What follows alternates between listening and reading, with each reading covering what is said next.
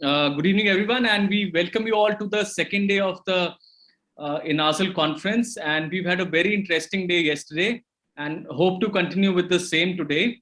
So we have two very interesting panel-based discussions, and the first one will be initiated by Dr. Dharmesh Kapoor, and this is on management of a critically sick cirrhotic patient. For this, I invite the chairpersons, and I invite uh, Professor Mishra and Dr. Ankur Jindal and uh, Hitendra.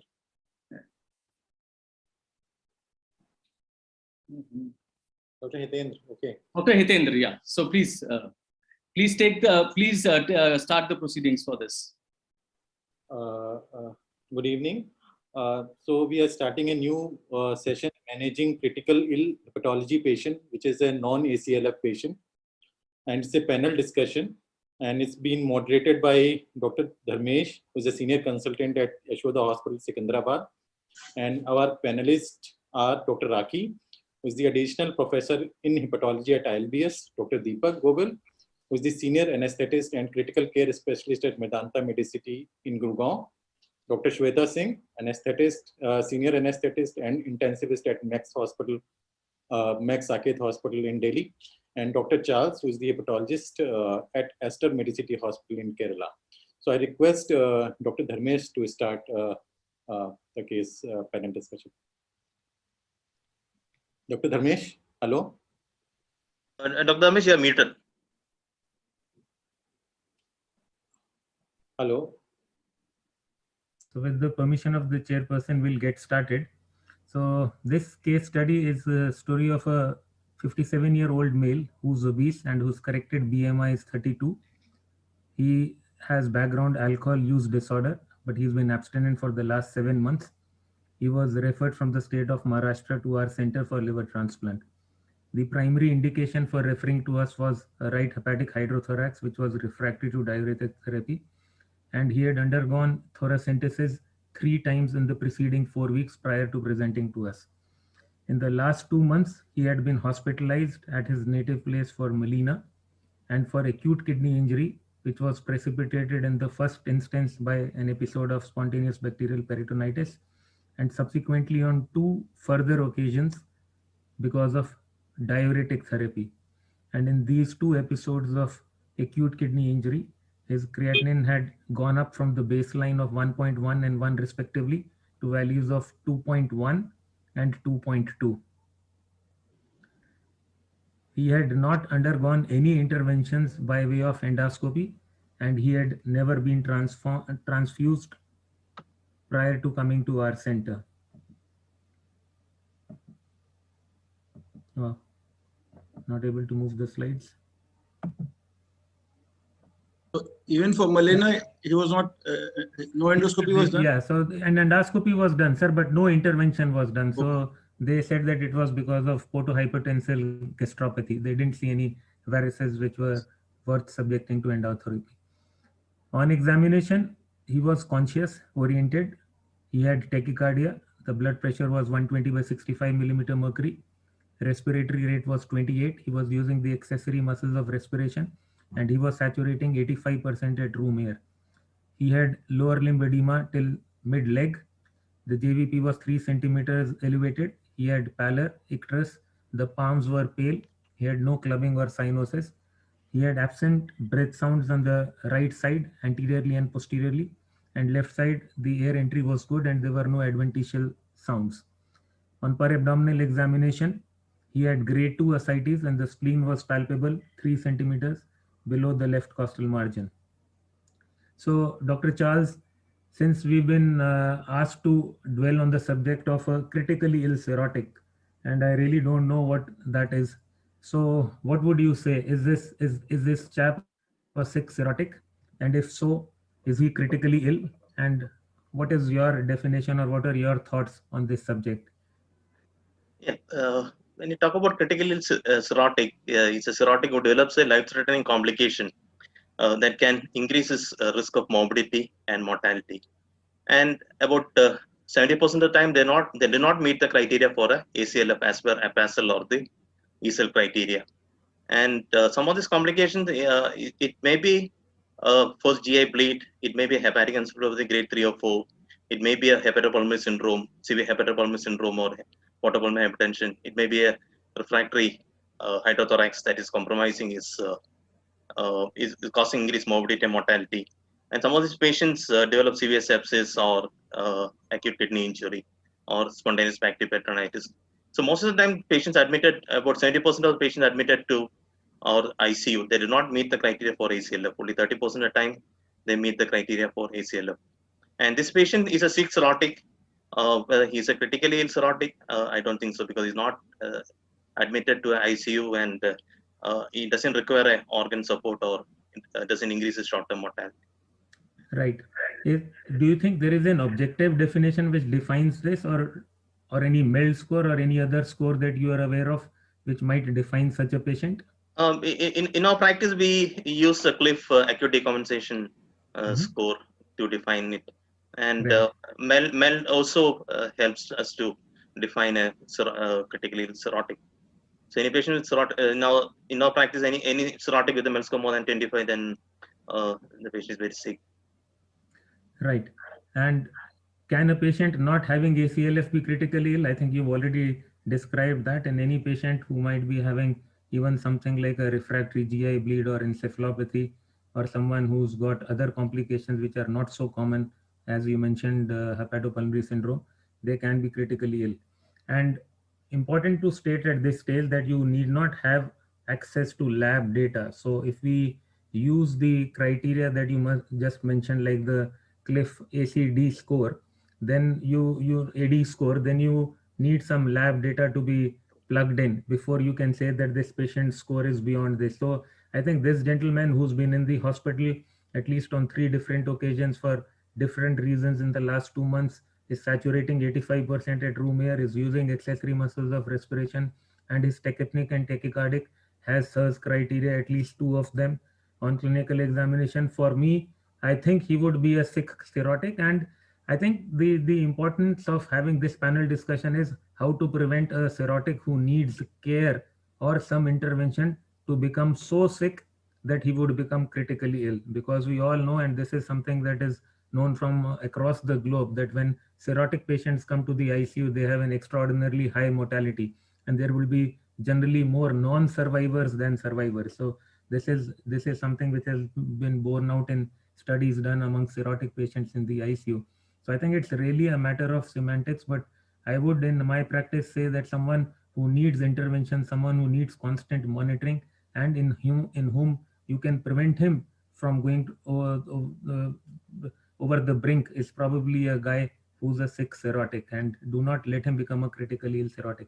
In more recent times, this particular study again by the CLIF consortium has come up, which tells you that you can probably describe a decompensated cirrhotics into 3 categories. So this was an elegant study. Why I say elegant is because it was done over a very, very short period of time. So 48 centers in Europe, in just about a year, they enrolled 1,000+ patients.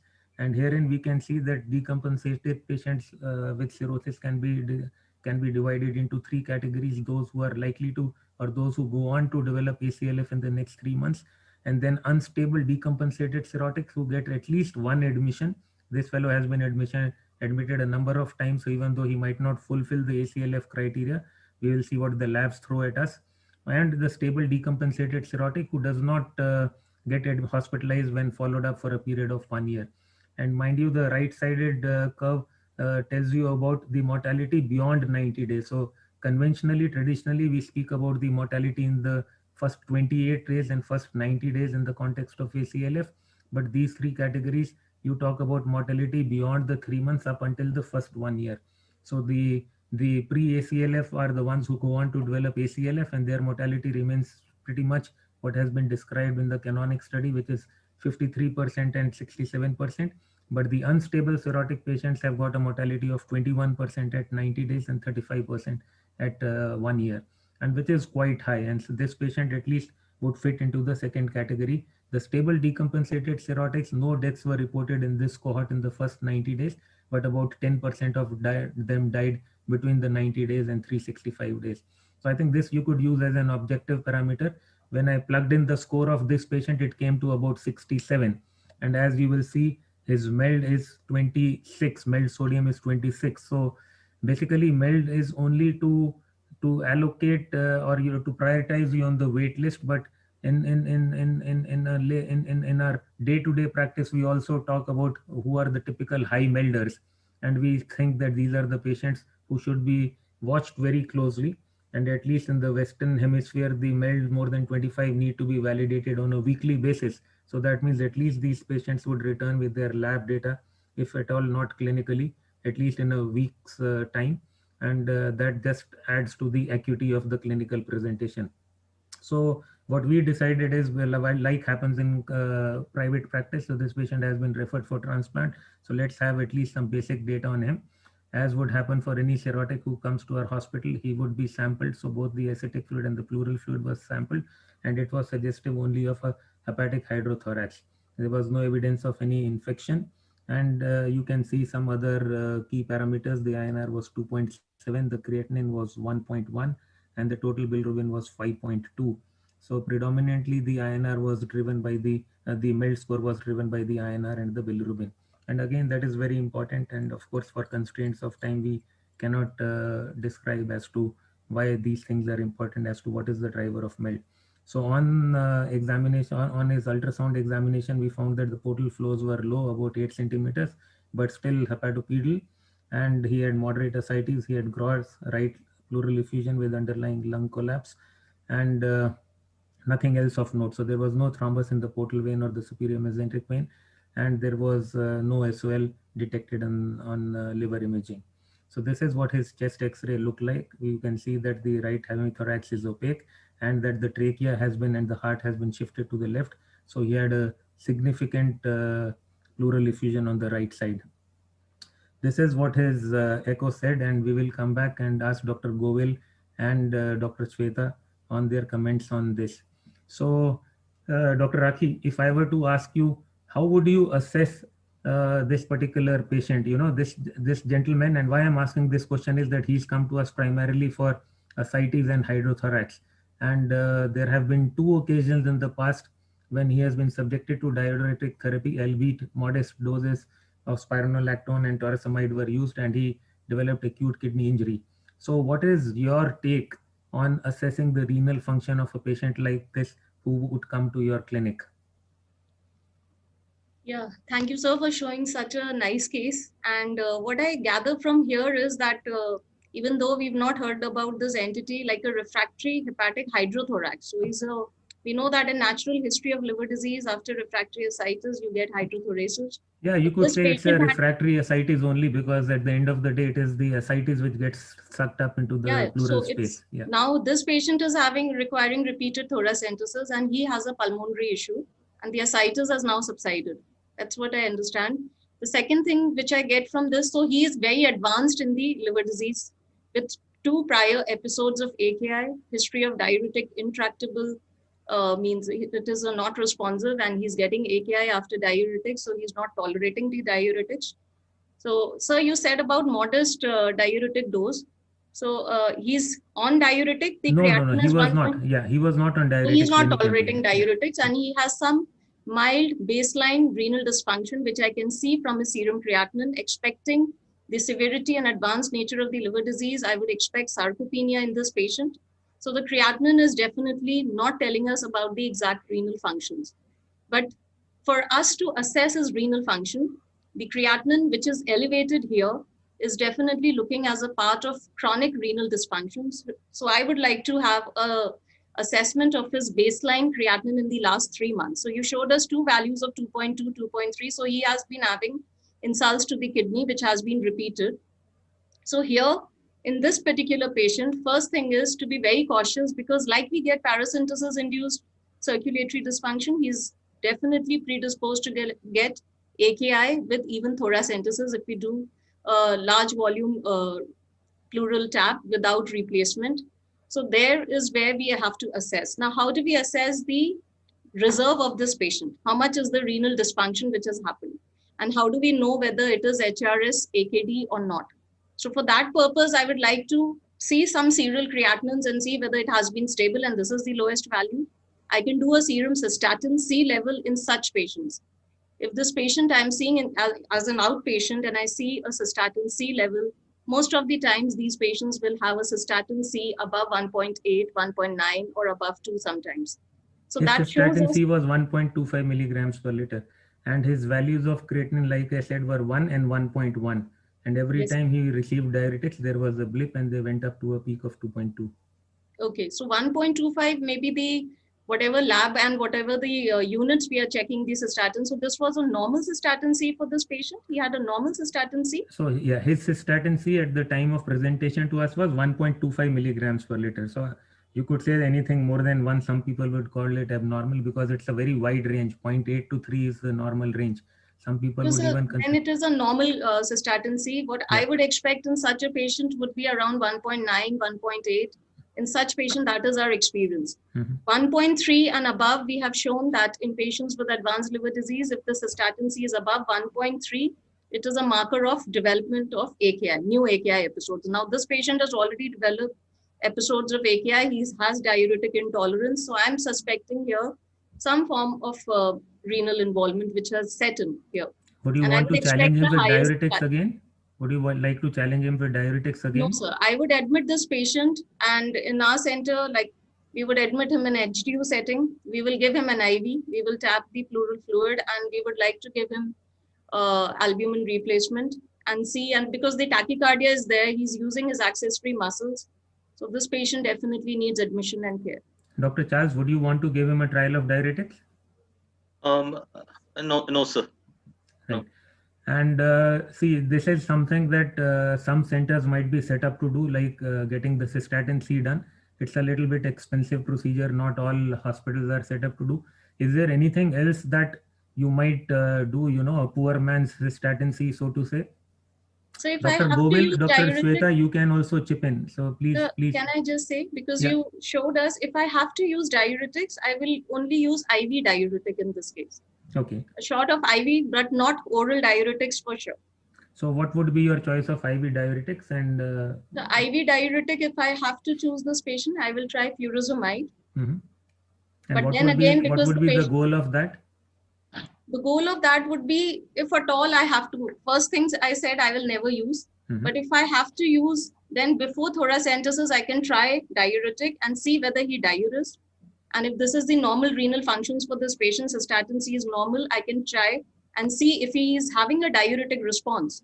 So after admitting him, if I give him a dose of diuretic, which should be a small dose, and I see a diuretic response, then I may reassess him for giving a continuous infusion with albumin replacement. That I can try as a strategy. Ramesh, can I chip in? Yes, sir. Please, sir. By all means, sir. Raki, he's not responding to diuretics when he was treated in Maharashtra. Yeah. So we Yes, sir. So also decided not to. lacilactone oral diuretic absorption gets very poor, and the furosemide and this absorption, oral absorption is very much. It's almost 50% in an advanced cirrhotic who has Yeah, but gastric. Dr. Raki, here the issue is of developing a complication due to diuretic rather than the effectiveness of the diuretic. So, sir, that's what I said. I will never give. Yeah. If I So have that's a to better give, answer. this is how I That's will a give. better answer. Yeah. Dr. Taneja, you can also chip in by all means. I think we don't know how many people have logged in, but anybody can. Dr. Shweta, Dr. Govil, do you have any different thought? Because we have to. Can I say? Yeah, please, quickly, please. Sir, these patients are usually not tolerating diuretics, and even if we give diuretics, we can only give a slower dose. So, is there any role of pleural like catheter placement in these patients with refractory hydrothorax? Because these patients have repeated refilling hydrothorax. So, any role of tapping? Right. So we will talk about that as the case. Sir, in moves this, can I add something? Yeah, So please. in this patient basically already established is not responsive to diuretic and is presented, yes, with a creatinine of 1.1, as Raki said, is probably sarcopenic, and this creatinine is high for a patient with cirrhosis. But has he got reduced urine output? Why are we giving him a diuretic right away? We haven't auscultated his chest. We haven't seen whether he has any crepitations. We did that. He has no breath sounds on the right side, and he has no adventitious Yeah, he sounds has a on hydrothorax. He has a hydrothorax, so he doesn't have pulmonary edema. He doesn't have pulmonary edema. That is why the question of. So we, like Raki said, we'll probably tap and then if required, if the saturation will definitely pick up with that, and then we can consider if we need a non-invasive Right. So what is your ventilation mask. threshold for tapping the thorax? How much would we want to do? Just quickly, one word answer, please. We would, this patient definitely demands a tap because he doesn't have No, how ascites. much? How much? We would tap a liter. We Sure. wouldn't just let it flow. Sure. Stop after a liter. Right. So And what then we graded decided tapping. was that he had earned Gradual. his transplant, and we went on to do the transplant evaluation. So this is what his triphasic liver study was like. So we confirmed that there was no SOL in the liver, there was no thrombus in the portomesenteric circulation, and he had a conventional hepatic arterial anatomy. And the lung changes were pretty much the same. There was nothing to be added by way of presence of any lymphadenopathy or parenchymal changes. So this is what his CT looked like. You can see that he has a massive hydrothorax. The portal vein is fine. You can see that the liver is quite D-shaped and misshapen, and it's a standard hepatic arterial anatomy, which is obviously important from the surgeon's perspective because we chose to go down the path of transplant evaluation for this patient. So he was transplanted. They didn't have a living donor option. Like I said, this patient is class 1 obesity with I'm talking of corrected BMI, and he was asked to stay within the city. On his follow-ups, you can see that the sodium values are about 132 or so. The white cell count is okay, and the bilirubin has been fluctuating. In fact, it's slightly higher than what he came to us with. He came on the first week of a follow-up after discharge, and 1.6 liters of fluid was tapped from the pleural space. There was no evidence of SBE. This is what his X-ray looked like. You can see that the mediastinal shift is even more marked. He was tachypnic, and his respiratory, and he was saturating 84% on room air. And this is what it looked like at the time that we tapped him. As always, the pleural fluid was sent for analysis, and we did not see any evidence of SPE. The MELD sodium at this stage is 27. Mind you, we started with something like 26. So revisit trial of diuretics? Probably no. In the interest of time, we'll quickly move on. Pigtail, somebody just spoke about that. So any takers for pigtail? Raju, Raki, would you want to do that at your center? Pigtail placement, so I'm not very sure, but if the patient is requiring, I will do first is in this particular patient, pigtail will be helpful because he's having a refractory hydrothorax based on the history. Okay. But not for all patients for the first go. That was the thing I wanted to make a point. In this particular patient, I will put a pigtail because he will require frequent thoracentesis.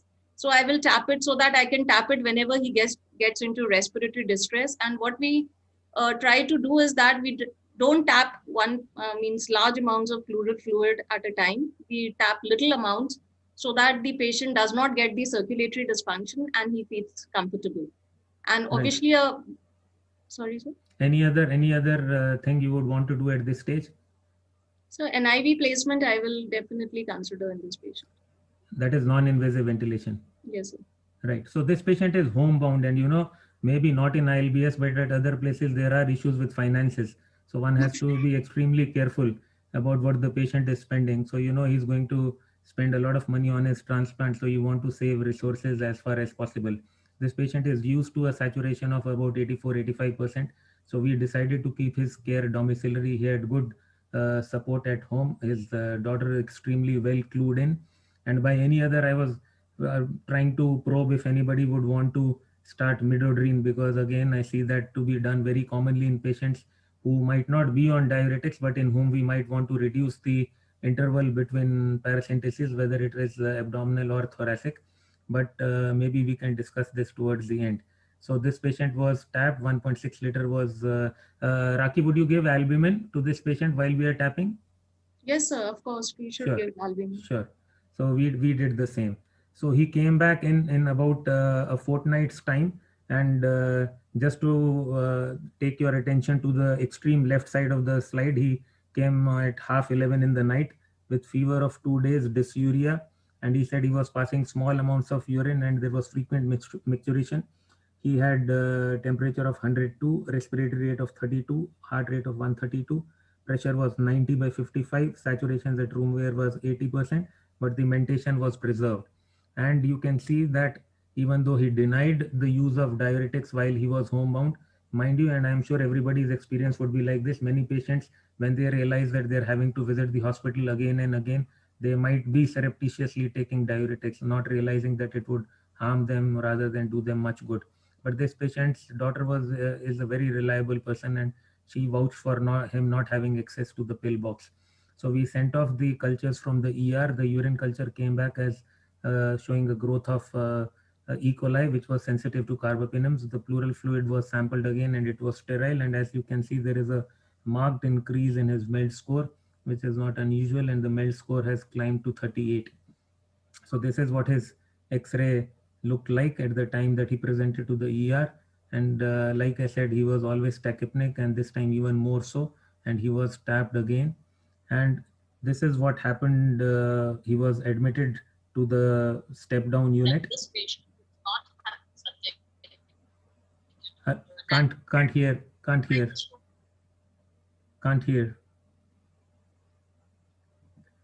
Okay. Go ahead, so, go ahead.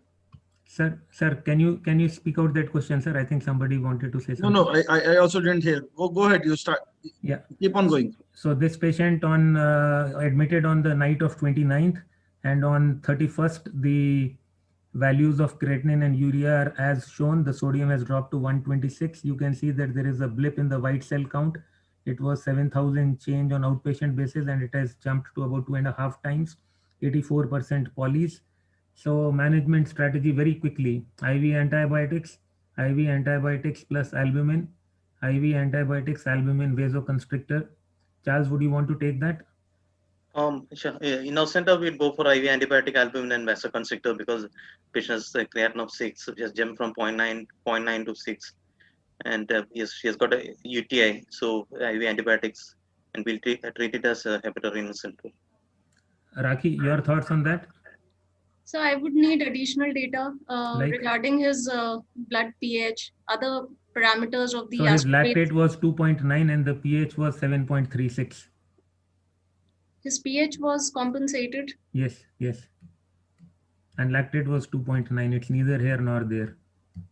And he was oliguric, or he was still producing? So he was urine? passing small amounts of urine, frequent micturition, which is not unusual when people have urinary tract infection. So he didn't have a count I would on. catheterize this patient. This patient obviously need admission, so I will catheterize this patient. I will see the blood gas, and I will give a trial of IV albumin. And over here, I will try and use 5% albumin and see the response of this patient. The hemodynamic response based on the MAP, the tachycardia, lactate, or blood gas parameters, and urine output after catheterization. I will start off with IV broad spectrum antibiotics here because we don't have the cultures. But this patient Culture grew E. coli, which was carbapenem sensitive, and I mentioned that he has mentation preserved. So I would never catheterize a patient like this just to measure the urine output. All right, so we can always have timed urine outputs on our units. So the reason I put this question is because he has got a non-SBP infection, and there is a very strong lobby in Europe which says that for non-SBP infections you should not use albumin, and just antimicrobials are there. So that is why I wanted to pick your thoughts on that. So, but creatinine is 6, sir. Yeah, that's fine. So he has got urosepsis. Anyway, so there has to be some confusion. If there will be no confusion, there will be no fun. So Rakhi is now leaning away I'm from... very much favor of catheterization. I've seen. But I would never catheterize this patient. There are very few things I am dogmatic about, but I would never catheterize this patient. But Rakhi, won't you induce the SBP by catheterization? Yeah, so more interventions is always early urine output, sir. We try to achieve. I understand your purpose, but the complication so we of target the float resuscitation based mentation preserved. Observe for a period of 6 hours while you are doing whatever you are doing. Use a bedside ultrasound to see what is the bladder volume. It really does not matter whether he's peeing every hour or he has made that 600 in those 6 hours that you observe him. Let's move on. I'm very dogmatic about this. Okay, so no catheterization. So what do you think is the AKI for the cause of this patient? Do you think it's urosepsis, surreptitious diuretic use, HRS physiology, or anything else? So it could be primarily the urosepsis in the background of little bit HRS physiology. Ji, sir. So what are your thoughts on adding vasoconstrictor right from the word go, sir? There are 3 points we have raised till now. IV antibiotic, there is a unanimity, there is no doubt about it. carbapenem sensitivity is there. Everybody will carbapenem. If somebody is not giving carbapenem, they are harming the patient. Coming to the albumin. So to give albumin, we need to do a thorough assessment of the patient, his fluid status. If we feel that patient is deficient in fluid, then we might go for 5% albumin. If we feel that patient is not fluid deficient, he is maybe overloaded or euvolemic, then probably 20% albumin will be a better choice rather than loading further volume.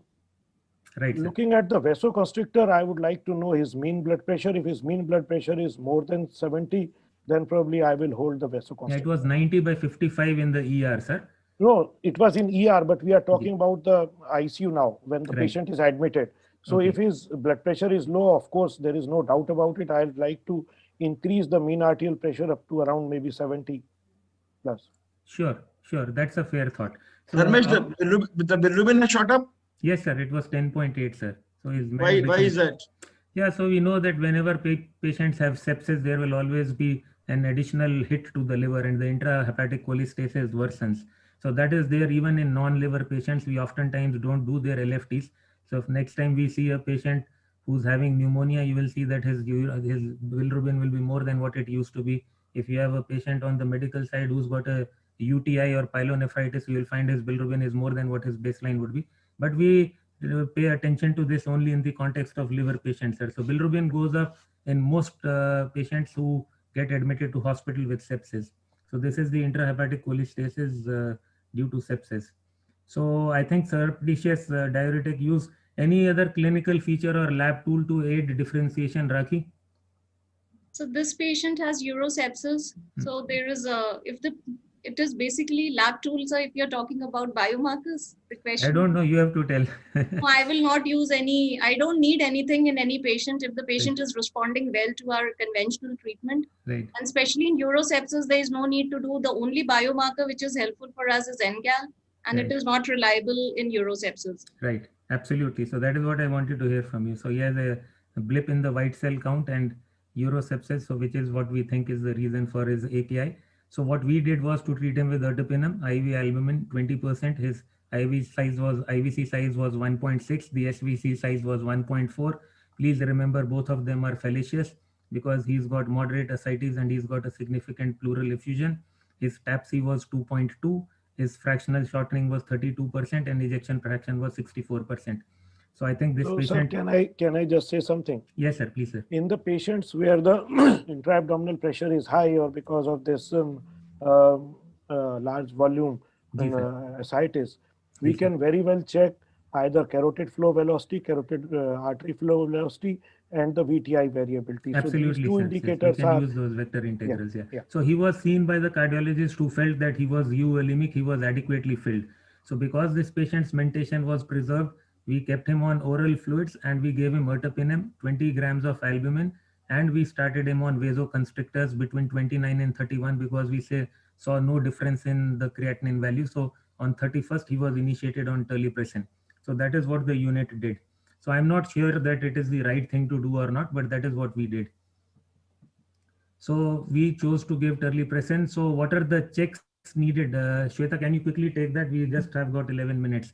Can you tell what you would do when the doctor, who's probably quite naive, writes from the ER that, okay, give this patient 1 milligram Q 4th hourly of terlipressin with albumin. So what are the checks that you would run quickly before you start following those orders in the HTU or in the ICU?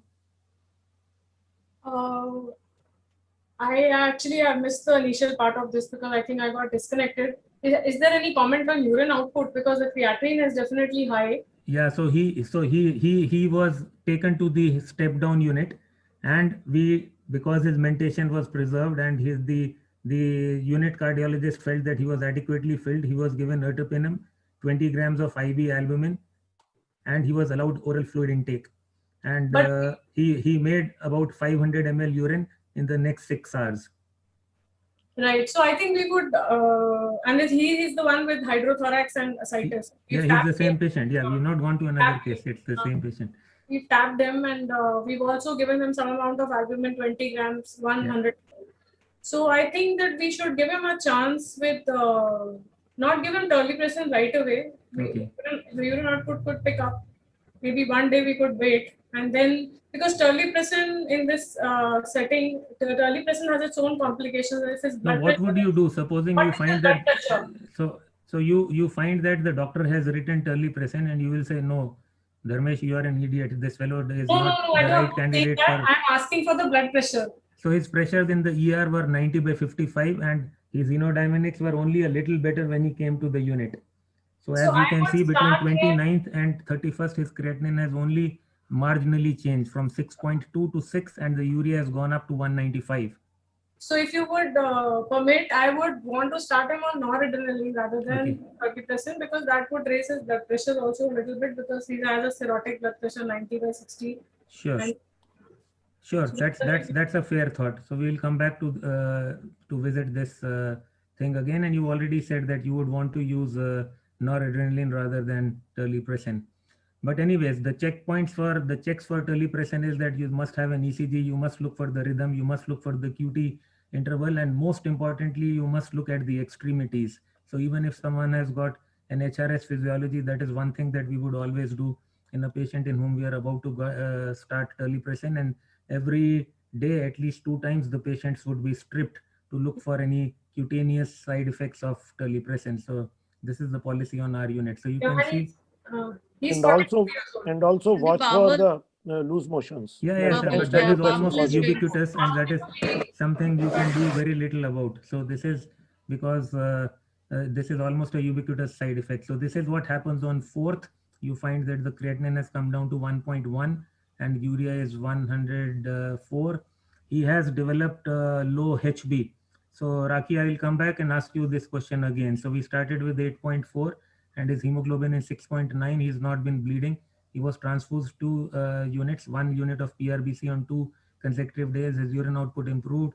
His chest catheter was opened intermittently. As you could see in the previous X-ray, we have pigtailed him because he was needing repeated thoracentesis. And then we took a decision on, what do you think we took a decision on? So he's already on the transplant wait list. All right, so we took a decision on, look at the MELD scores. So this is what happens on 6th. So there has been a significant improvement in his cholestasis. The white cell count started to look a little better, though still he's got high polys, and between 4.6 and 6.6, the values are a little inconsistent. But we find that the MELD sodium has gone down to 22, and the unit decided that we would subject him to TIPS. So you could blast us for that, but this is what we did for this patient. So this is a guy who's waitlisted for transplant. Now coming back again to when we pigtail. So we almost never pigtail patients who have a deceased donor option only. So pigtails carry a very high incidence of infections, and especially when you put them in the abdominal cavity, the surgeon always curses you. There was a pigtail that has been lying for a long time that is very likely to whet up an inflammatory reaction, and that would make the surgical dissection very difficult. So this patient's portoatrial gradient was 21 pre-TIPS and it was 11 post-TIPS. So Raki, what is your take? I know you are a very TIPS avid unit. So would you do a TIPS for a patient like this? Not at all in this patient. I would not have done. And we need to have you one time with Dr. Sareen. All right. So that is what we need to do. Why would you not want to TIPS him? No, but why would you not want to TIPS for him? hepatic hydrothoracis, I'm not like in this patient who's just recovered from a sepsis event and he's due for his transplant. So he's got 2 consecutive cultures negative. And his bilirubin is high in the MELD score, sir. MELD is 22. Yeah, but I saw that the MELD is high not because of creatinine, which can be reversed. The MELD is high because of bilirubin and INR. And this patient has recently recovered from an infective episode. Charles, would you consider this patient for TIPS in your wildest dreams? No, we wouldn't, sir. Okay, sure. So the reason for, so I would agree because, you know, but then it also shows that different units have different policies which don't really come to the fore when we talk in meetings like this. So the threshold for doing a TIPS, safest MELD score of less than 15 to 25, according to some 22 is the gray zone. Beyond 25, you should never do it. But what I have said right from the beginning is that this patient has got good muscle mass. This patient has never had any dip in his mentation. And this is a candidate for post for deceased donor liver transplant. And it's very important that we get the pigtail out. So we pigtail patients only when there is a next step available in this patient. So I'm not saying we did the right thing, but that is what we did. So is it definitive or interim? So you can see that post tips on 9/6, things look terribly good.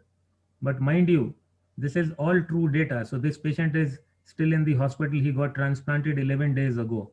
But lo and behold, so this is what happens. So you can see there is a pigtail. 10/6, you can see that the hydrothorax has resolved. TIPS is an excellent modality to treat hepatic hydrothorax in the right patient. And you see what is going on now with his MELD. So it has gone up. So that was the reason for asking this question, whether it is an interim procedure or a definitive procedure. So please remember that even in Europe, they are talking about tipsing patients in child B cirrhotics and between MELDs of between 21 and 25. But it has to be done on a case-to-case basis. You should not opt for very high drops in the PAGs. Very modest drops in the PAGs are good. So what we do is to just leave the stent there. We don't balloon it. We don't do any plasty for the stent. And now coming to what I had wanted to ask right from the beginning, but I did not get from any of the panelists, look at the urinary electrolytes. So this is what we saw. So his urine electrolytes almost within a matter of no time, and that was his consistent pattern of urine electrolytes, and post tips you can see that there is a significant improvement. This slide has been given to me by Shweta, a very interesting slide. Maybe this program is being recorded. This is what we should do in any patient who's got NSRCA. And she's rightly mentioned that when these patients are managed in the ICU, you should do their ultrasound of the chest, look for B lines. She's also said that we should look for CKD. Every time you might not be able to get the evidence of CKD, echocardiography is very important to look for the volume status as well as the responsiveness to fluid. So this is what this patient was like. All right, so engorged neck veins, and he had edema at the time of the second presentation when we decided to TIPS him. And this is, he had edema right up to the proximal thighs. So this is the definition of HRS AKI, which again is slide shared by Shweta, just to say that we are still old school. We followed all the minor criteria for HRS. So on our unit, we follow all the minor criteria. So the protein loss and the microscopy, all of them, they still hold a lot of value for us. FENA is something that one would do. Less than 1% is tells you that it's pre-renal, but it has been shown that whether it is ATN or HRS or pre-renal in cirrhotics, you might get a huge overlap. And this is how the creatinine behaves over a period of time. In the interest of time, I would not want to talk about this. So this is what we should discuss in the next 4 or 5 minutes. So this is the confirmed trial recent publication, and Rakhi mentioned to me just before the program that we are treating all patients with terlipressin, and that is why we are saying now that terlipressin does not work very well. I would agree with her because all players are included in as AKI. But what this particular trial showed, and it was a very careful patient selection, and why I put it up here is not for the reversal of HRS or mortality or the number of patients who underwent liver transplant, but the signal for respiratory failure. So that was a very marked effect that was seen in this study, probably the largest study in the terlipressin space for patients with HRS1. And this was very early on. So as you can see in this left-sided curve, that the signal for pulmonary respiratory failure was very early in this cohort of patients.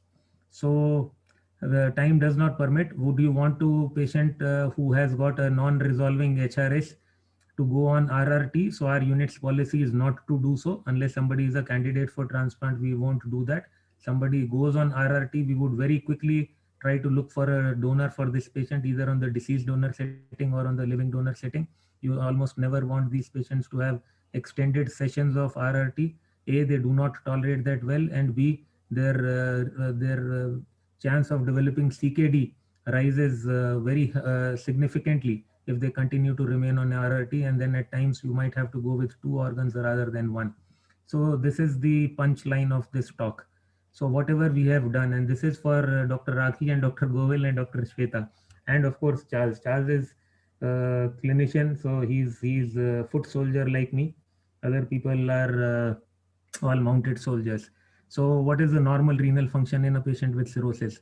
It is not a normal creatinine. It's not also a normal biomarker. The biomarkers have been studied much earlier in other conditions than we started to look at them in the liver space. Raki discussed with me early in the evening saying that she studied about 18 biomarkers and found that they do extremely well. But there is ample cardiology literature and cardiothoracic literature, and Dr. Govil probably would be the right person to talk about it if time permits. And they have studied something close to 50 biomarkers. They are neither very good to define who's going to need an intervention and not very good to define who's benefiting from an intervention other than the serum creatinine value. So maybe we should talk of just hypercreatinemia, which is what we do on our unit. So 1.1 and 1.2 is very significant. You don't need to increase it by 0.3. So we talk of just worsening renal function or hypercreatinemia and not AKI1. Do biomarkers predict who's responding to intervention? Probably no. Is there a population of cirrhosis so even Raki, by your standards, if you say that all the patients would fit into your definition of HRS, would they all be treated similarly? The answer is no. So they would have a huge overlap in their clinical features, in their lab data. Even if you were to study biomarkers, there will be a huge overlap. And this is something that one must realize when you treat these patients. So that is why somebody needs to see them as a continuum, and then only you would know whether whatever policy of treatment that you decide for this patient is a good one. So why is it that terlipressin albumin cocktail, which was the flavor for all hepatologists and it was almost prescribed in a generic manner, is finding it so difficult now to survive? Probable answer is that we are seeing patients now who have metabolic syndromes. They don't have a good cardiac status. We are seeing more and more patients with comorbidities, iffy cardiac status, and that is why we are seeing, so it is almost like what you had a diuretic refractory ascites. So this is probably refractory to terli albumin for various reasons, because we have always been renal centric, urine output centric, and not looking at the larger picture, which is obviously the lung and the heart, because if those two organs are not good, there is no point getting your creatinine back to normal. So now the most contentious part, how many of us are takers for 1 gram per kg albumin? How many of us are takers for waiting for 48 hours? How many of us want that we should first only volume resuscitate and then add vasoconstrictors? For me, all of them are a no. And are diuretics useless in the management of renal dysfunction? This is probably the most contentious statement. For me, again, this is a no. So diuretics have a distinct role in management of acute kidney injury in patients with cirrhotics. I rest my case, and I would be very happy to take any questions which you might want to throw at me, including the chairpersons. So I think the fate of AKI in cirrhosis is going to go the same way as the first EGD study in the ICU setting. Govil sir, for you and Dr. Shweta. So this will go the same way as the EGD study, that very famous study. Early co-directed therapy by Rivers. Rivers. So that Rivers trial is what is going to be the fate of AKI, because we are only centered around studying what happens to the creatinine, not looking at the functioning of the other organs. So I think we don't do any of these things, and you can speak to any person working on our unit and they will tell you the same thing. So diuretics are a yes. We do not give this much amount of albumin. We do not regiment that first it is volume replacement and then vasoconstrictors. We do none of this. Thank you very much. Thank you, sir, for very illustrious case, and it gave a ample learning opportunity. Thank you very much. Raki, you wish to say something? Sir, I still have this thing that I have a lot of faith on biomarkers, and maybe I can bring out 1 or 2 biomarkers which should be used in clinical practice. So you should probably go to the TRIBE AKI consortium. Okay, so this is, you know, the translational tools which are biological endpoints, biomarker endpoints. So this is a huge consortium. So they have for AKI, they have for HE, so on and so forth. So these biomarkers, and our foray into biomarkers is much later than the other specialties. So we started looking at them only after the Barcelona clinic study 2012. So before that, we were not talking about biomarkers, but in the cardiology space, they have been used since the early part of this century. And they have been found to be useful So what because is your they tell take the on injury, not the function. Urine microscopy? Oh, absolutely. So urine microscopy. Pictures of urine microscopy should be given absolutely. on the sheets. So absolutely. So Yeah, urine microscopy and urine electrolytes. These two are the key. These two things are very, very important. Poor man's. So what is my definition of somebody having a normal renal function, not just a creatinine of 0.8? Yes, my definition of a normal renal function is creatinine of 0.8, not overloaded, sodium of 1.135 and above, and having urine electrolytes which are commensurate with his salt intake. So that is my definition of normal renal function. So it's not a biomarker based definition or a creatinine based definition. So I would, even someone has got a creatinine of 0.7 but a sodium of 125, according to me. So in cirrhotics, urea is very important. We should be looking at urea levels. So urea levels are important so the problem with urea is that when somebody has a chronic illness for a very long time, so urea becomes a bad thing. And when somebody becomes critically ill over a very short period of time, then again urea becomes a bad thing. So urea still has a role when you want to study the urine analysis in someone who's been taking diuretics. So there you know that FENA does not have much value. So there you have to use the fractional excretion of urea rather than this thing. So this patient also, if you saw, it was 180 and 6. So even if you convert that into BUN, you will have a value of more than 20. And you know that urea in a patient who also has a bleed. So there are a number of confounders. But I would not argue with you. Urea has its own value, something that we don't talk about. We see disproportionately elevated urea as compared to creatinine, and these patients, what are your thoughts on urine urea? So I would give more importance to urine urea than blood urea. Urine urea is very important, sir. Yeah. We are not doing it. I've told him to do that. Fractional excretion of urea is very important test. Yeah, we do and that. Blood urea nitrogen to creatinine, what you said, is a very important test again to differentiate pre-renal from right. So I have to rush to the other hall. Esmi Mishra sir, your permission? Yes, sir. No questions. We are exceeding time. I think we should close down. Right. And Taneja sir? Sir, I think we can close this discussion, and I want to thank Dr. Dharmesh, all the chairpersons and the panelists for an elaborate discussion on the management of a critically ill cirrhotic patient. So we move on to the second panel discussion on drug-induced liver injury. Thank you so much. Thank you. And I invite the chairpersons for this session, Dr. Amna Shubham Bhatt, Dr. V.K. Dixit, and Dr. Sandeep Thareja, to start the proceedings and invite the moderator and the panelists. So thank you very much. I just want to confirm, am I audible? Yeah, you're audible, ma'am. Thank you. So thank you very much, Inasil, for your kind invitation and giving me this opportunity to speak on this forum. So ladies and gentlemen, for next 45 minutes, we will be discussing few interesting cases related to drug-induced liver injury. And I'm privileged to invite our panelists. And our panelist is Dr. Nipun Sharma, and he's an associate professor from PGIMR Chandigarh. Dr. Nipun, are you here with us? Yeah, I'm here. Hi, Dr. Nipun. Good evening. Great. Yeah. Good evening. So Dr. Manas Kumar, he's an associate professor from the Department of Gastroenterology, IMS, Odisha, and Dr. Abha Nagral, and she's a consultant gastroenterologist from Apollo Hospital, and this is Jasloke Hospital, Mumbai. And now I'm privileged to invite our moderator of the session, Professor Harshad, and he's a professor from John's Medical Hospital, Bangalore, India. So Professor Harshad, over to you, please.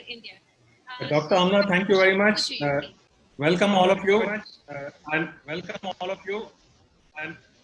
and I hope we can finish in 45 minutes. So we'll go like this. We have we are getting echo. There's a lot of echo effect. Yeah. So what do I do? I think all need to mute their mics. So you go ahead. The others can just mute their mics. I'll present the case. I think it's audible. Okay, now you are audible and there is no echo. Please go ahead.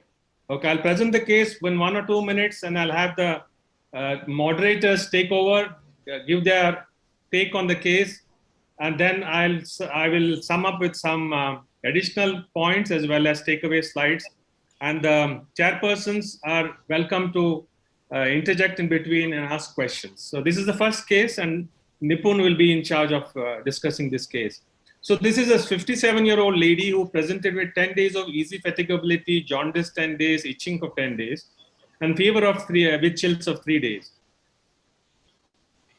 And comorbidity, she had diabetes mellitus, on which which was fairly under control, hypertension on metoprolol, hypothyroidism on thyroxine 25 micrograms.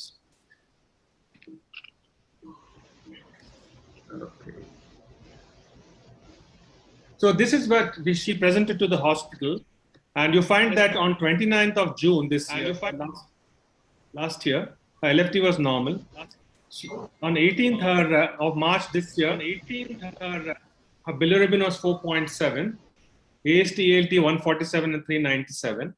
And 10 days later, the bilirubin had shot to 14.8, direct of 10.9, AST and ALT about 12 to 15 times elevated, mild alkaline phosphatase elevation, and increased gamma GGT.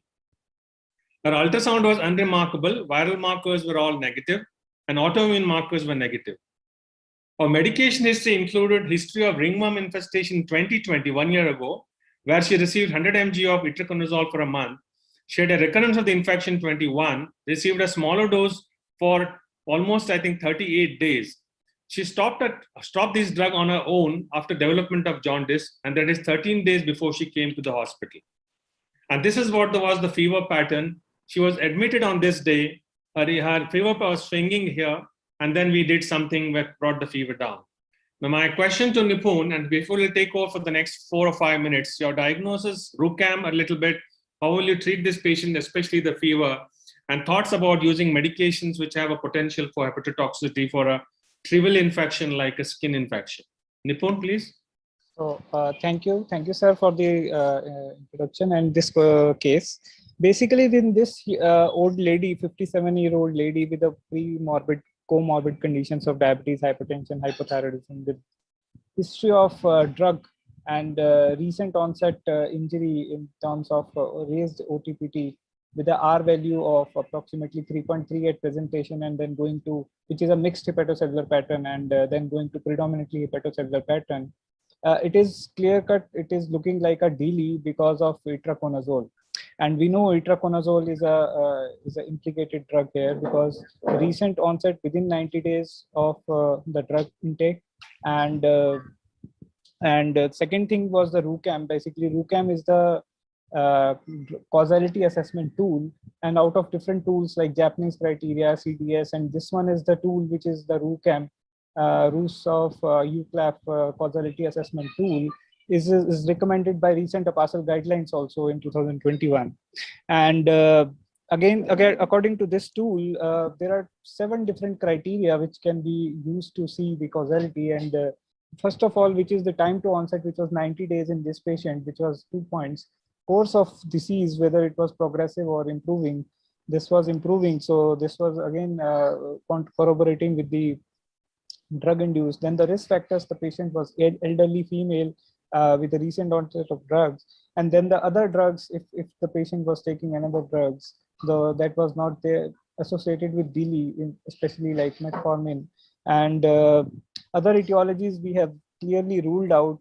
Prior information on DILI about this drug was contributory. So again, this was point favoring the itraconazole induced injury, and re-challenge was not done because it was a severe liver injury. So the third question was, can you give it the question? The third question was basically, how will you treat? So I will stop the drug. That is the most important thing. Manage the symptomatic things which are there in the patient, like fever with paracetamol. And fever with chills, actually in patients with DILI, sometimes we do often see because of some immune mediated phenomena, but most importantly, we have to rule out the infections. And in an elderly female, one should rule out diabetic patient, one should rule out UTI especially. And after ruling out infections, yes, there is a case for low dose of steroids here because some amount of immune phenomena are seen with idiosyncratic DILIs. And although more role of steroids have been implicated in DRESS syndrome, the immune allergic phenomena. So basically, immune allergic type of injury versus metabolic idiosyncrasy, which is there in this case. So metabolic idiosyncratic patients with severe DILI without ALF, there is some data to suggest that yes, steroids can be helpful, but yes, with a careful watch on infections. The last point is about the medications for the cutaneous mycosis. I have discussed these findings with many of my colleagues, and because these sometimes what happens, this mycosis is resistant to basically the steroids. So the normally topical antifungals like terbinafine and topical antifungal agents. So they use itraconazole quite a lot over the last 6-10 months. They are using it quite often, and it is causing delay in approximately 10% of patients, 1,000 patient data in our PGI. So, but ALF has not been seen so far in PGI. So yes, but if things can be managed with topical things, topical medications, yes, that should be used. If not, especially deep mycosis, subcutaneous deep mycosis, resistant bugs, weighing the risk-benefit ratio, the low probability of DLE because of itraconazole, maybe 2 to 5% reported in literature, one may give, and looking at the LFT patterns over the period of follow-up. Yeah, that would be my take. And Nipun, thank you. And so this is what we did. We we gave paracetamol, and you can see the nurse's record here: paracetamol. It really didn't come down. So we gave this patient first initially IV hydrocortisone for 2 days, followed by oral prednisolone, and then you find after ruling out all sorts of infection, blood, urine, and all that, and you find that from 14 when she was there, and then dropped to 12, and within the span of about 4 to 6 weeks, you had a bilirubin that dropped to 1, and enzymes transamination as well as alkaline phosphatase normalized. Now the key takeaway is, and I think you already discussed the pros and cons of using drugs with hepatotoxic potential. I have another dermatologist who always never sort of uses these drugs because of the potential for hepatotoxicity. These are trivial infections. It can be very well treated with slightly prolonged course of local antifungals. But I think the opinion is divided.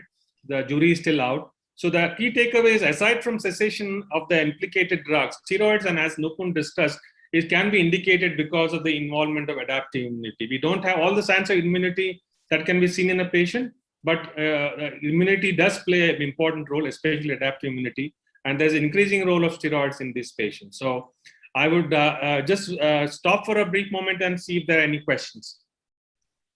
So Dr. Sunil has asked how much amount of steroids and how long?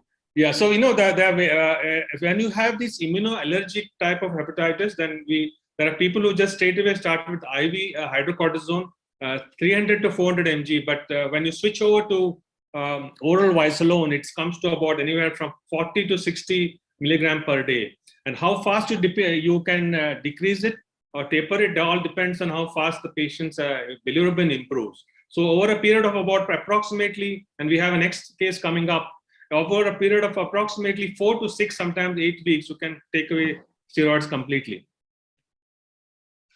So actually there is lack of data, especially for steroids in metabolic idiosyncratic type of drug-induced liver injury. There are some data on immune-mediated checkpoint inhibitor-induced hepatitis and fluperitin-mediated DILI. But per se, in other DILIs, the data is very limited, and people use very heterogeneously all throughout the world. That's correct, yeah. And I think most people now have gone away with the fact of metabolic idiosyncrasy, because that is that the group that believes in metabolic idiosyncrasy is sort of decreasing because they feel immunity or adaptive immunity plays a much greater role. Dr. Amna, I can see your hand raised. You have a question? Yeah, 2 questions. Number 1, because we do have PG, so must be attending the meeting. So how sensitive this RQ score is? And number 2, should we consider steroid in every case, or there will be some condition when we will be considering steroid? No, I think the RUCAM, I think you have to mention, is I think there are many, 3-4 other scores, but the international consensus, a working group has finally come to the conclusion that it's RUCAM rather than the Dillon scores of Victoria, Victorina, and the other scores that are important.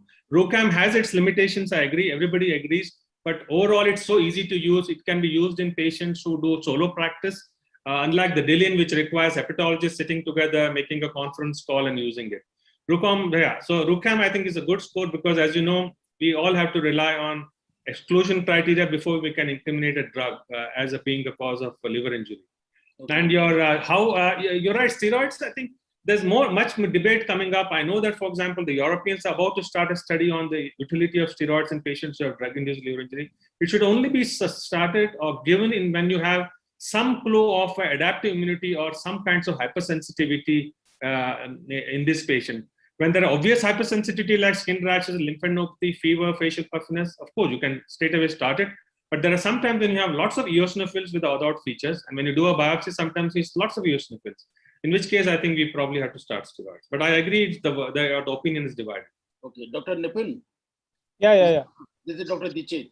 I just want to ask actually, out of so many, like in meconazole, fluconazole, or ketoconazole, which you find is the most toxic? Because recently, during the mucormycosis, because of the COVID actually, we have plenty of patients, and there was a deficiency of the amphotericin B. So many of the patients agree they were put either on ketoconazole or etaconazole. So what you find, which is the more toxic among all these antifungal? What is your experience? So experience is voriconazole is the most, and along with that there is this itraconazole. Both are likelihood score B according to the liver tox basically.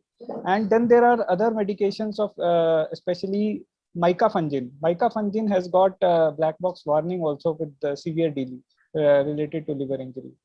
So these are the special drugs. Amphotericin B hardly we see, very rare, and these are and then the ketoconazole, azole group of agents, especially this thing,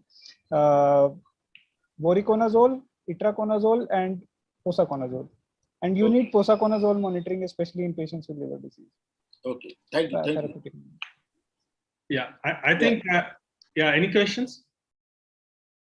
No. Biopsy. Okay. There was one question. When do you do biopsy in patients with the I think we'll take that up because almost reaching time there, 32, we finished 9 minutes, but I think somewhere when we have the 3 other cases, we'll do that. We'll take that. So let me get to the next case, and case number 2, and Manas will discuss this, and I'll briefly present this history, and that is this 16-year-old girl presented with lamotrigine and valproate for a seizure disorder. So symptoms of jaundice, nausea, and vomiting started 23 days after the intake of these top 2 drugs. She developed skin rashes and facial swelling. But this facial puffiness as well as rashes subsided by the time she came to our hospital. She presented to a local hospital 20 days after symptoms, and LFT, as you will see, a markedly elevated bilirubin and enzymes. And this is it when she was presented to a local hospital, not to a hospital. And this is, you find the leukocyte count of 14,000 leukocytosis, but predominantly eosinophils are 15%. And then when later on eosinophils was 10%. But bilirubin 7.3 increased to 16.3, direct of 6 and 7 respectively. AST initially, and this is what happens, when you see the patient at first point of contact, you find that the AST and ALT is elevated. And maybe if you see the patient a few days later, perhaps 3, 4, or sometimes 7 days later, you find a marked drop in AST and ALT, but increase in bilirubin. So you actually have missed the peak when you have seen the patient who comes to you a few days later. And as you will see that when the AST and ALT goes down, the bilirubin, the alkaline phosphatase increases, and you find it's 257, but the INR was 2.5, elevated. Now, so we did, all the viral markers were carried out with a negative. Autoimmune markers also were carried out, they were negative. Ultrasonography was unremarkable hepatobiliary system. Liver biopsy showed these findings, cholestatic hepatitis, and I will just read this out to you. There is edema of the portal tract with presence of occasional eosinophils, arrow, with focal ductular proliferation. And then there's also perivenular, intracellular, and canalicular cholestasis because she came to our hospital almost a month after she had developed jaundice. And this is again what you see, that the bilirubin goes up a few days later, the AST/ALT has come down, and you find some cholestasis. Now, the question is, what's your diagnosis, Manas, and how will you address these questions in your discussion? So, good evening, sir, and good evening all. Classical, this is something like classical, the combination is lamotrigine and valproic acid. So here the person who has taken this combination usually having this cutaneous manifestation and liver manifestation, Usually first diagnosis used to come to our mind is DRESS, that is drug-related eosinophilia and systemic symptoms. And where there is a certain gap or latent period is there, that is 2 to 8 weeks usually latent period, and people used to come at times after 3 weeks, after 4 weeks also, and they first presents with if you biochemically see, clinically they used to present with some cutaneous rashes leading to Stevens-Johnson of TEN-like features, then pharyngitis, malaise, nausea, these features, then gradually the liver biochemical derangement or that AST-ALT raised and all those things happen. And if you look into hematological, there will be a neutrophilic leukocytosis first, then later on phase there will be eosinophilia and this atypical lymphocytes used to come. And invariably in DRESS syndrome, liver is involved in 60 to 80% of cases. So this is a classical example of DRESS syndrome. Of course, in few patients of DRESS, there will be no cutaneous manifestation. However, liver is invariably involved in all those cases. And classically, these drugs like valproic acid and glucocorticoid, when you are using it any new agent, they used to cause this 4 to 10 times risks of DRESS syndrome. They used to happen at times. So we have to be careful, and this DRESS patient, you have to conservatively treat them. At times steroid is required.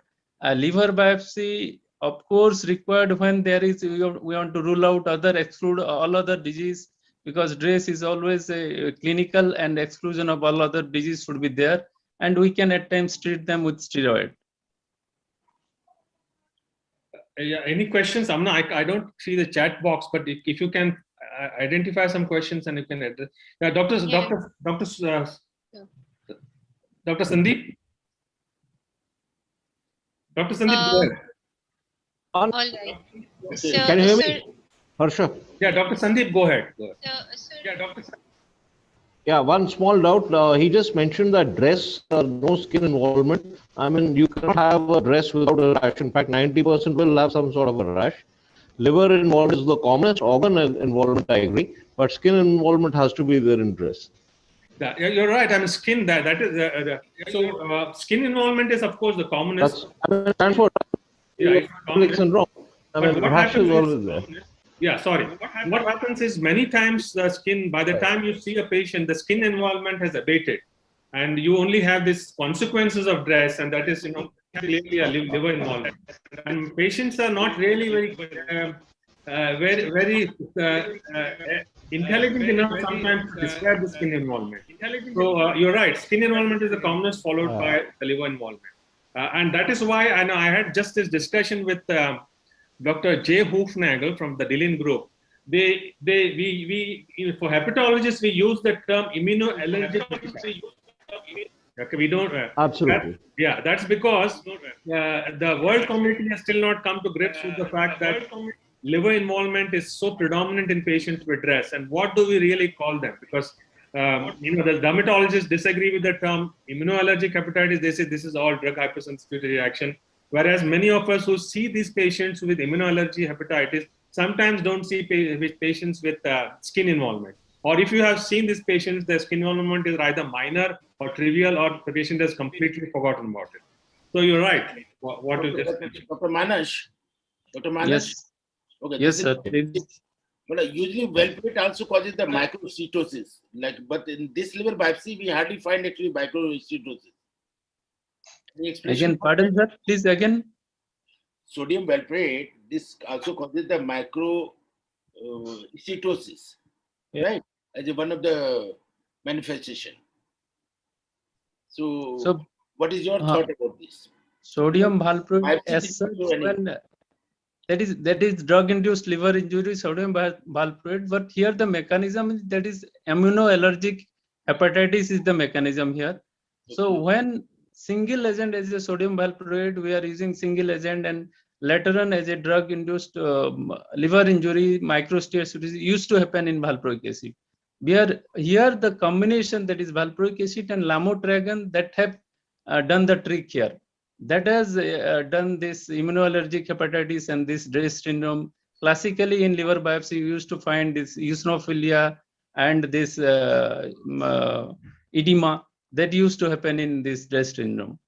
Okay. Dr. Dikshit, I think you raised a very important point, and that is why I had listed this third point, drug-drug interaction.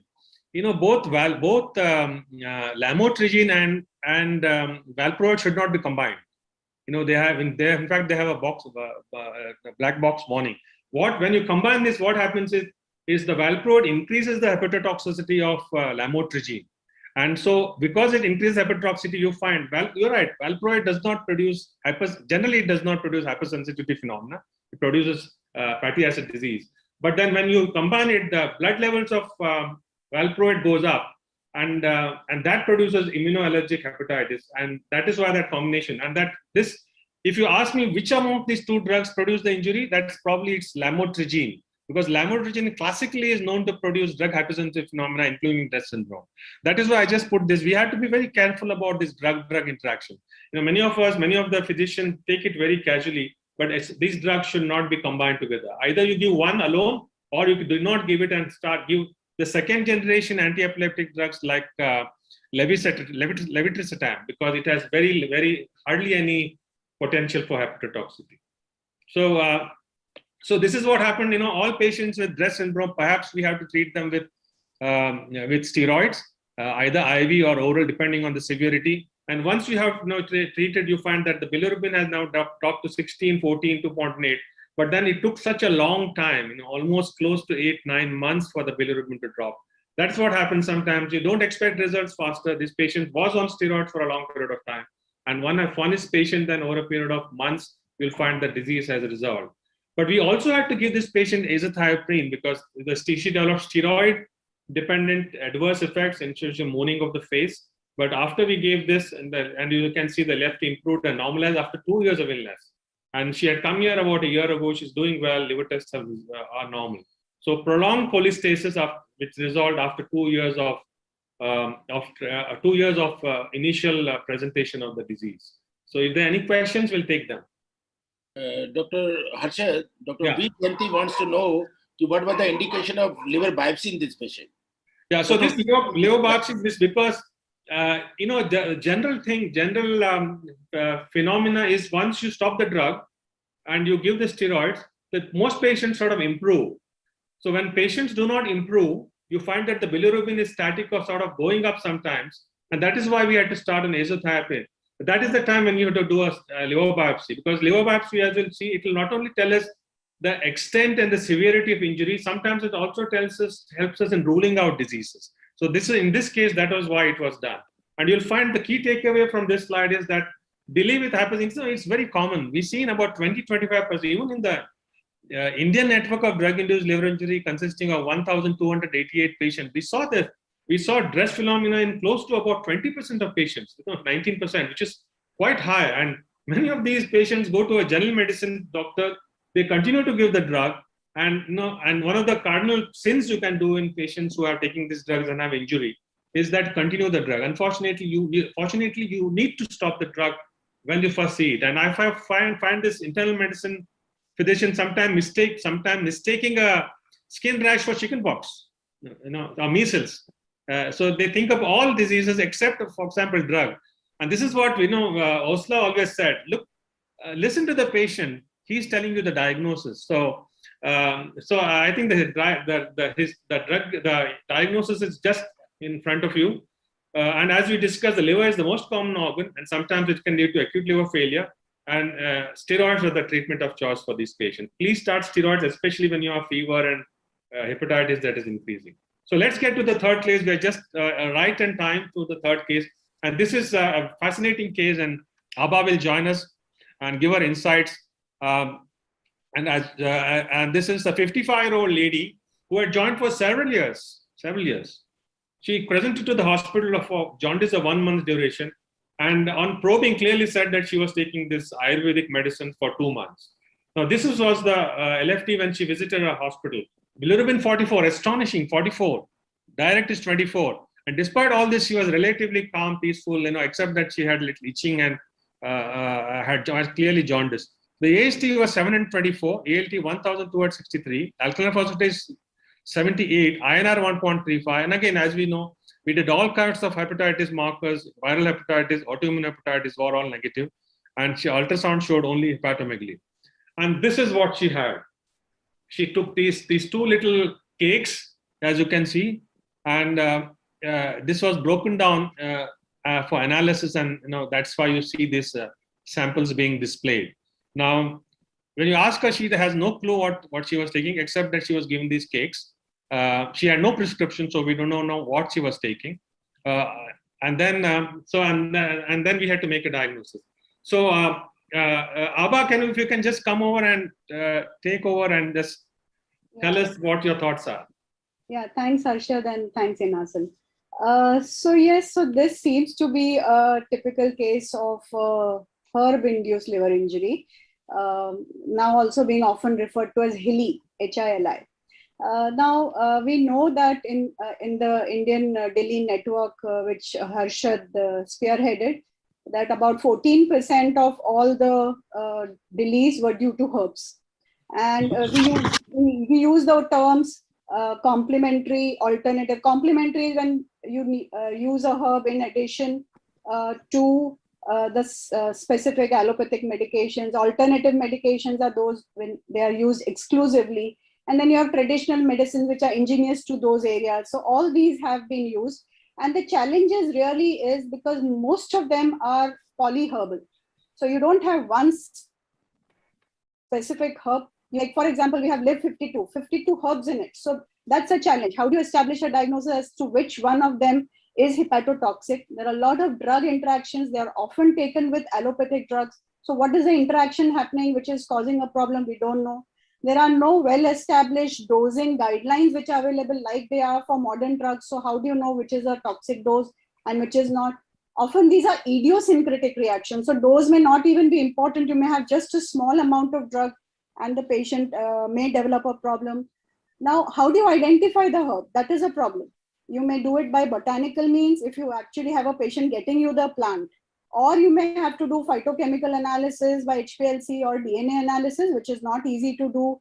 Drug levels of the herb. We don't know what are the toxic components in these herbs. So how do you measure drug levels? And most important is often these herbs are cause of ACLF. About 30% in the Asian population had acute and chronic liver failure due to these herbs. So that becomes even more challenging to diagnose. So I think these are challenges, and the way we've learned, we've recently published our data on Giloy or Tinospora cordifolia related drug injury. And the one thing we've realized is we have to go beyond and ask the patient about use of herbs.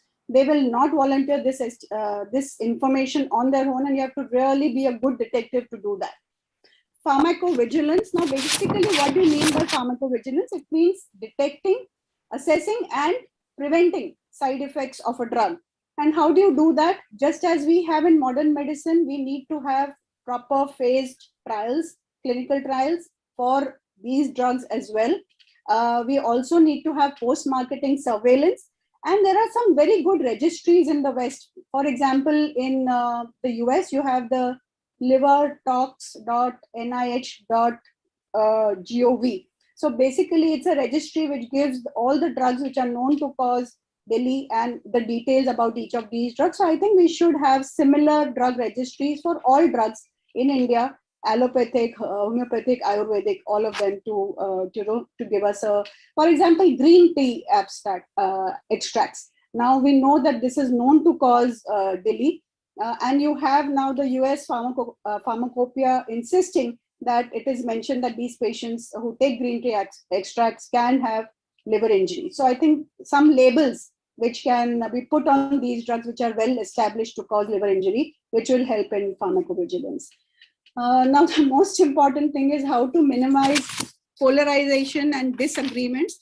I think, so as we realized in our recent publication, there was a lot of reaction to this. So, the two communities got kind of divided. The Ayurveda community came up saying that, they became emotional about us mentioning the side effects. And what we really wanted to emphasize is that we are not against Ayurveda. We're not even against the drug. What we want to just highlight is caution that this drug can cause liver toxicity, just as allopathic drugs can cause liver toxicity. So I think the best way to minimize polarization is to come together, say that our bottom lines is good science and not emotion, and then talk it through, and then do what the Chinese did. The Chinese actually have a journal of integrated medicine where they had the allopaths and because we know that traditional Chinese medicine is well described to cause DILI. So they came together and they laid down a structured kind of algorithm of how to prove that a particular drug or improve the level of evidence for a drug-induced liver injury. And they said one is you have to identify the herb or at least exclude toxins and other contaminants which could also be contributing to DILI. So I think one has to come together without any emotions, use pure science for the betterment of patient safety. That's what I would say. Any questions? Because I really find all over the world you find herbal drug-induced injury increasing, and I wonder how do you have these things in Pakistan, Amna?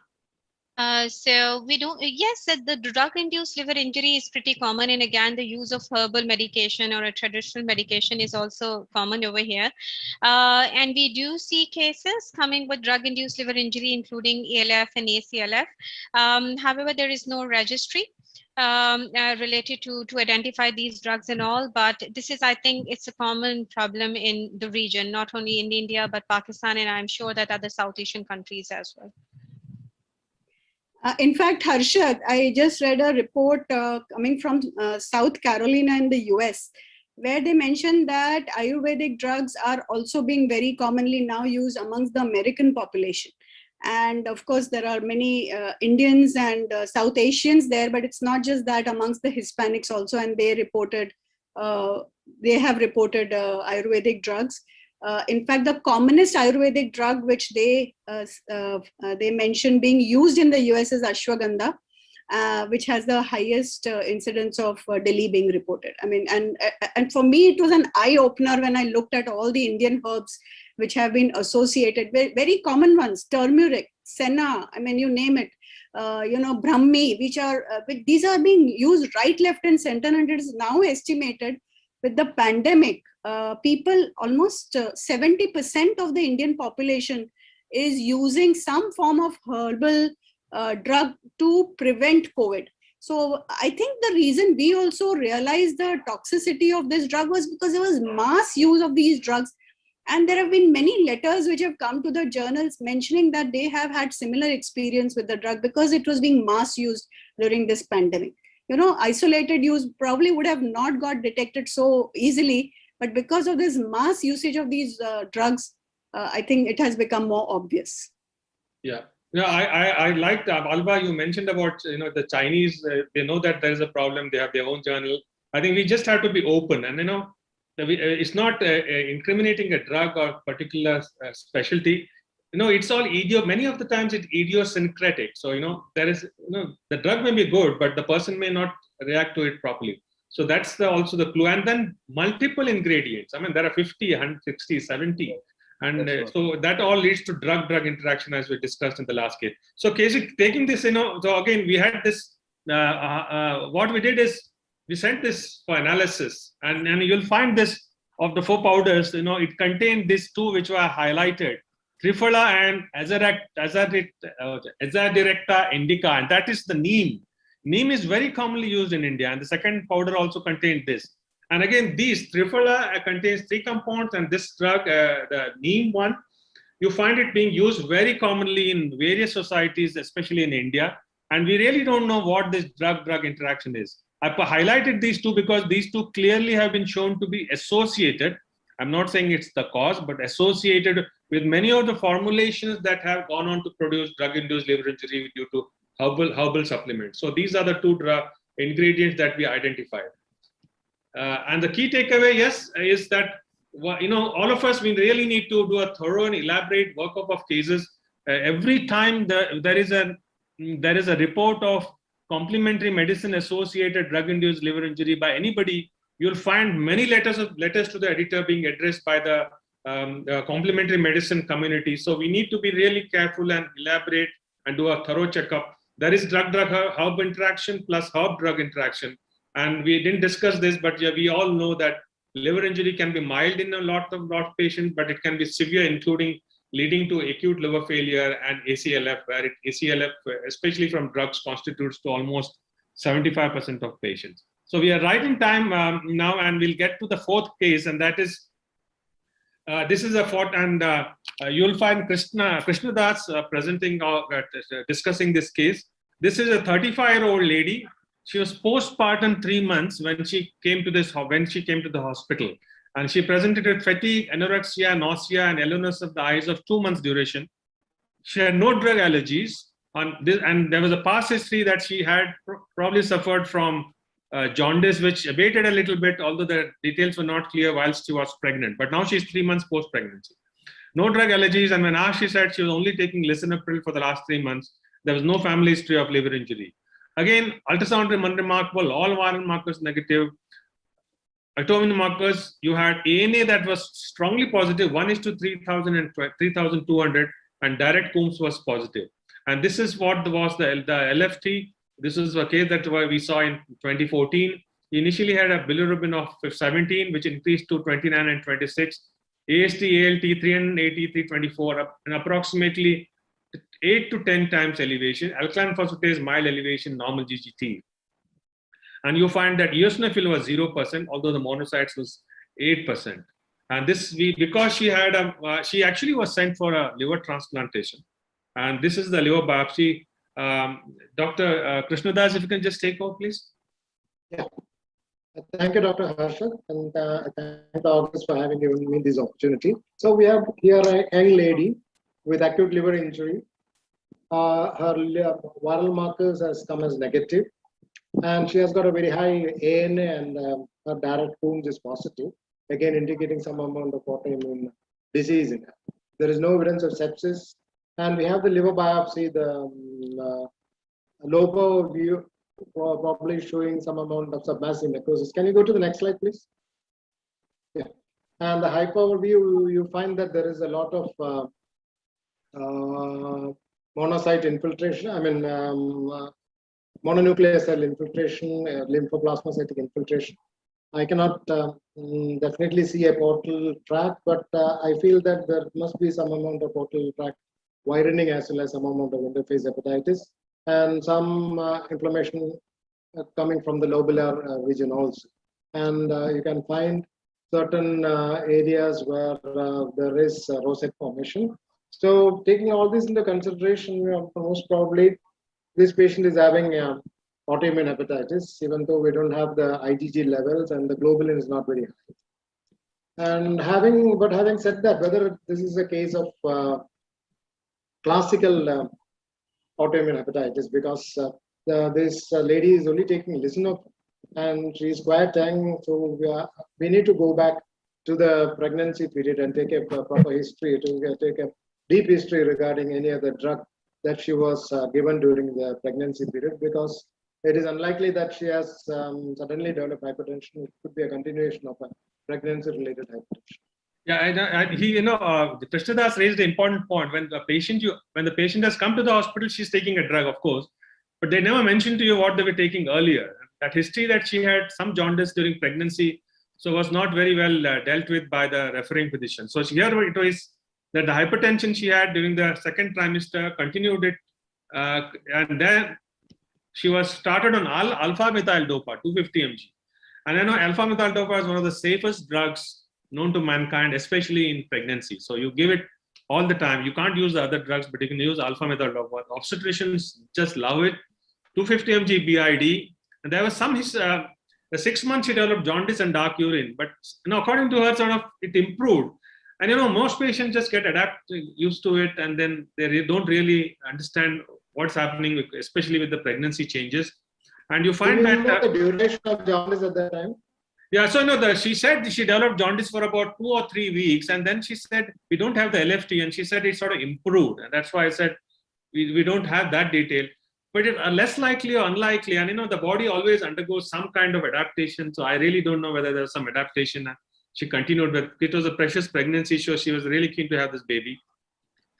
So she continued it, and then then what happened is that after she delivered, and this was a preterm delivery, the doctor actually increased it to 1000 mg BID. And that's when the jaundice came up again, and they couldn't find a cause. And they continued for the 3-4 months. The patient herself stopped it on its own, and then the general physician put her on lisinopril. So once she came to this hospital, then of course we started on azathioprine. We started on Visolone, and as we'll see that the LFT's liver function test gradually improved, and finally in about I think 4 or 5 months time it sort of normalized. So there was the follow-up recurrence. There was no recurrence of hepatitis in the last 4 years that we have seen. So so final diagnosis is alpha-methyl-dopa autoimmune hepatitis, and Krishna Das will take us through with the associations. So we are a case of autoimmune-like presentation due to a drug. So what are the possible drugs that have got a definite association with DILI or autoimmune-like hepatitis? Dihydrolysine, halathane, methyl-dopa, minocycline, nitrofurantoin, oxyphenecytin, and thionylic acid. Most of these have been withdrawn, but we still have methyl-dopa, which is quite frequently used by our gynecologists. Nitrofurantoin is used in for urologic problems. Minocycline, many young ladies do take minocycline. So even the age, there's even an age difference. The minocycline usually produces disease in young ladies, whereas nitrofurantoin usually produces disease in elderly ladies. And there are probable associations with atorvastatin, which is one of the most ubiquitously used drug world over. Even though the rate of is quite low. Diclofenac, another commonly used drug, infliximab, which we are using more and more. INH, which in India the usage is rampant, and propylthiouracil. And there are certain drugs that have got possible association, like rosuvastatin, then adalimumab is another drug which has got possible drugs. Several emerging drugs have been in DI. Drug-induced autoimmune hepatitis. One is statins, that we already mentioned, as Dr. Abha mentioned. Herbal drugs, which is a very common, which is not very common, but among, if you consider the number of people who are using herbal drugs, the incidence of DILI is quite high in those, especially those people who take Germander or those who take Mahong, which contains ephedra. These can produce DILI with autoimmune-like presentations, and even supplements like hydroxy. Certain supplements can also produce autoimmune-like disease. So agents are physical agents like infliximab, adalimumab, etanercept has got is supposed to have the maximum amount of 1 in 120 patients can have DILI. Adalimumab is about 1 in 270, whereas for etanercept it is about 1 in 420. And immune checkpoint inhibitors, which is one group of drugs which is finding new and new usage as time goes on. There are 7 immune checkpoint inhibitors that are FDA approved. And the funny thing about immune checkpoint inhibitor induced AH-like presentation is that often the markers for autoimmune markers may be negative. You may get low titers of ANA in about 40% to 50%, but in the remaining patients, you don't get any markers at all. The other markers are usually negative in patients who take ICI and develop autoimmune disease. Can we go back? I think we'll have to go because we are reaching time, so we'll have to. Okay. I can just add one. I can just add that Giloy or Tinospora cordifolia also had this mechanism, autoimmune-like hepatitis. Okay. Exactly. Okay, that is great. Yeah. Okay. So again, if you look at ICI inhibitors, ICI agents, they do not have the histological characteristics of the classical autoimmune hepatitis. So it's maybe you may have to have some amount of clinical this thing to diagnose the condition. So how can you differentiate between drug-induced autoimmune-like hepatitis and classic autoimmune hepatitis? Sometimes it is very difficult. There could be female more for drug-induced than for classic. Autoantibodies are present in both, but more for drug-induced autoimmune-like hepatitis. cirrhosis. Initially, we thought that presence of cirrhosis ruled out. Cirrhosis was not present when you have a patient with drug-induced autoimmune like hepatitis, but recent studies have shown that patients with CLD also can develop the same thing. So 27 and 33% in different studies, but still it is less than in patients with classic autoimmune hepatitis. Well, one thing is that if you don't have cirrhosis initially, they don't progress to cirrhosis if you have a patient with drug-induced autoimmune like hepatitis. So even though rare cases with nitrofurantoin have been reported, and relapse after drug withdrawal is practically never seen in patients who have drug-induced autoimmune like hepatitis. Whereas 60 to 87% of classic AIH will have a relapse after drug withdrawal. Over to you, Ashwin. Yeah, so thank you very much, Krishnadas. And so the key takeaways are that drug-induced autoimmune like hepatitis is a differential in all cases of autoimmune hepatitis. There is clearly a subset of autoimmune hepatitis which is triggered by a drug. So we need to keep these drugs in mind. Drug-induced autoimmune, and Abha just mentioned, I think it's increasing. Every time you see both from Chinese studies and other studies, herbal and dietary supplements are somehow trigger the immune system. And you see increasing cases of drug-induced autoimmune like hepatitis. So, the catch is, it's like a Sherlock. You need to take a very detailed drug history of current as well as recent past. Patients generally don't give a history of drugs that they've taken 1 or 2 months ago earlier, but they all could stimulate the immune system. And generally no recurrence, as Krishnadas mentioned, no recurrence of autoimmune hepatitis once the offending drug has been stopped in these patients, unless of course patients have ACLF, where the ACLF prognosis is worse when you have underlying cirrhosis. But if you have no cirrhosis, then the prognosis is very good. So that's it. We have just overshot by about a couple of minutes, but I'm so happy we just finished in time. Thank you very much, all of you, for participating. And there's one question that was asked, which I said I'll take over in the end, and that is about liver biopsy. And liver biopsy, yes, when you have diagnostic confusion, you should use liver biopsy. When you want to do a prognosis, when you need from prognosis, we need to have do a liver biopsy, sometimes the transjugular route. And in presence of eosinophils, granulomas, these are two important things that confer a good prognosis in this patient. Presence of necrosis clearly confers a worse prognosis. And again, when there is diagnostic confusion, you need to do a liver biopsy. So otherwise, biopsy generally sort of not indicated. So on that note, all of you, thank you very much. And yeah, go ahead. I must thank actually, I must thank the moderator, Dr. Harshad, for nicely conducting and showing all the 4 cases and their importance. I am also thankful to all the panelists, Nupam and other people, Dr. Abha, Dr. Krishnadas, for a nice presentation and nice interaction. And also I would like to thank my colleague actually as the chairperson, Dr. Amna and Dr. Sandeep Thareja. Thank you very much. I think everybody must have enjoyed this session. It was quite informative and quite detailed. Thank you very much to all. Thank you to all. Thank you. Good night. Thank you all, and I invite you all for tomorrow's wonderful sessions again, and we have young investigator sessions and some state-of-art lectures, pediatric hepatology course, as well as very good discussions, and in fact a basic science workshop also tomorrow. And looking forward to active participation of all the delegates. I also want to thank the technical team for their fabulous support and flawless technical support. Thanks all, and looking forward to see you all tomorrow. Thank you. Thank you. Thank you.